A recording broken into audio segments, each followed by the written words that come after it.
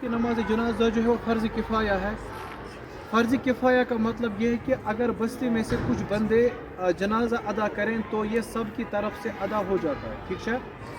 تو دوسری بات ہم نے یہ کہی کہ جنازہ جب ہم پڑھتے ہیں تو اس میں ہم اگر چار کے علاوہ بھی ثابت ہیں، مزید بھی ثابت ہے، مگر عام طور پر جس پر عملی تواتر ہے وہ یہ ہے کہ ہم 4 تکبیرات ہی پڑھتے ہیں۔ کتنے؟ 4 تکبیرات۔ جس طریقے سے عام نماز کے لیے ہم وضو کرتے ہیں، اسی طریقے سے جنازے کے لیے بھی ہمیں وضو کرنا ہے۔ جو سب سے زیادہ علم والا ہو وہ آگے آ کے جو ہے وہ جنازہ پڑھائے گا۔ تو جو ہم 4 تکبیرات جنازہ پڑھتے ہیں، قراءت جو ان میں ہے وہ دونوں طریقے سے ثابت ہے۔ آپ جہرن بھی قراءت کر سکتے ہو بلند آواز میں، اور آپ سرن بھی قراءت کر سکتے ہو اپنی جگہ پر، ٹھیک ہے۔ تو 4 تکبیرات جو ہم پڑھتے ہیں، پہلی تکبیر جب ہم پڑھیں گے اس میں بھی ایک مسئلہ یہ ہے کہ کیا ہر تکبیر کے بعد آپ کو ہاتھ اٹھانے ہیں یا نہیں۔ تو اس میں یہ مسئلہ ہے کہ دونوں طریقے ثابت ہیں۔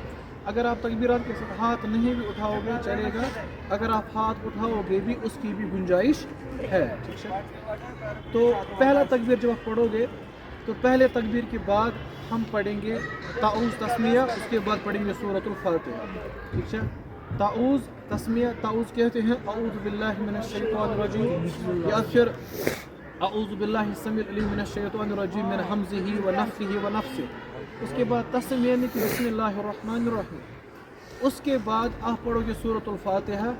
سورۃ الفاتحہ پڑھنے کے بعد آپ کوئی بھی سورہ پڑھو گے، چھوٹا یا بڑا، مختصر کچھ آیات کی تلاوت آپ کرو گے، ٹھیک ہے، سورۃ الاخلاص یا کوئی اور سورہ۔ اس کے بعد جو ہم دوسرا تکبیر پڑھیں گے، دوسری تکبیر کے بعد ہم پڑھیں گے درود۔ کیا پڑھیں گے؟ درود پڑھیں گے۔ اللہم صلی علی محمد وعلی آل محمد کما صلیت علی ابراہیم وعلی آل ابراہیم انک حمید مجید، اللہم بارک علی محمد وعلی آل محمد کما بارکت علی ابراہیم وعلی آل ابراہیم انک حمید مجید۔ اس کے بعد ہم پڑھیں گے تیسری تکبیر، ٹھیک ہے۔ امام بلند آواز سے تکبیر پڑھے گا۔ تیسری تکبیر پڑھنے کے بعد آپ میت کے لیے دعائیں مغفرت کرو گے، ٹھیک ہے۔ آپ کو جتنی بھی دعائیں یاد ہیں، جتنی بھی دعائیں آپ کو یاد ہیں جو میت کی مغفرت کے لیے پڑھی جاتی ہیں، آپ ان کو اس میں پڑھ سکتے ہو، جیسے کہ اللہم اغفر لحینا ومیتنا وشاہدنا وغائبنا وصغیرنا وکبیرنا وذکرنا وانثانا، اللہم من احییتہ منا فاحی علی الاسلام ومن توفیت منا فتوفی علی الایمان۔ اسی طریقے سے ایک اور دعا ہے اللہم اغفر لہ ورحمہ وعافہ واعف عنہ واکرم نزلہ، آخر تک۔ تو جو بھی آپ کو دعا یاد ہے جو میت کی مغفرت کے لیے کی جاتی ہے وہ آپ اس میں مانگو گے۔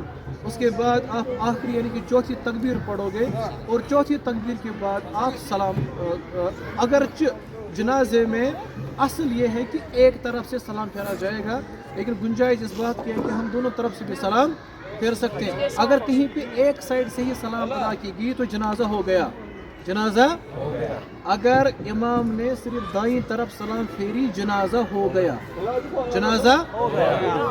تو اب ہم اس کی پریکٹیکل مشق کریں گے، ٹھیک ہے۔ آپ سبھی ایک اور بات، تو صفوں کا معاملہ یہ ہے